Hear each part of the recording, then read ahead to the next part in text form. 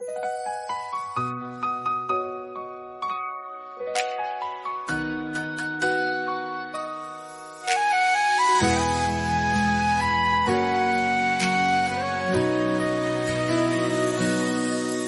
ុំធ្លាប់ជឿជាក់ពាក្យអ្នកសន្យា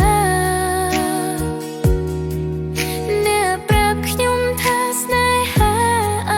មតៈទោះមេឃហួតហើយឬមានភ្លៀងធ្លាក់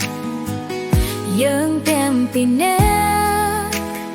ហើយឆ្លងរួមគ្នារាល់ពាក្យសន្យាខ្ញុំចាំក្នុងចិត្តប៉ុន្តែការពិតវាជាអន្តរល្បែងស្នេហ៍មួយនេះមិនមែនពីអ្នក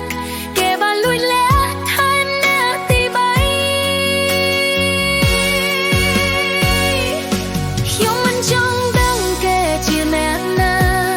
តែខ្ញុំជឿផ្សារព្រោះការផិតក្បត់ធ្លាប់ស្នេហ៍ធ្លាប់សុំប្រែជាកុំសន់បំពេញសម្បត្តិលែងខ្វល់ពីខ្ញុំហើយដល់វ័យគេសាយស្រពេលខ្ញុំយំហើយដល់វ័យទុកធំខ្ញុំលែងរ៉ាប់រ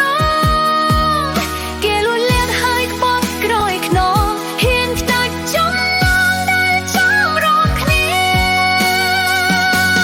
ខ្ញុំជាចាំហើយត្រូវត្រង់កុំសន់ទោះបីងាយហត់តែត្រូវរស់បន្ត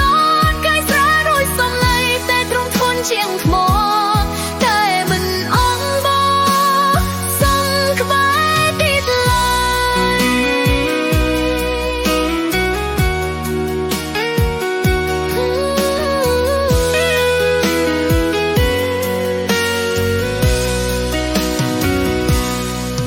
ខ្ញុំធ្លាប់ជឿជាក់ពាក្យអ្នកសន្យាអ្នកប្រាប់ខ្ញុំថាស្នេហាអមតៈ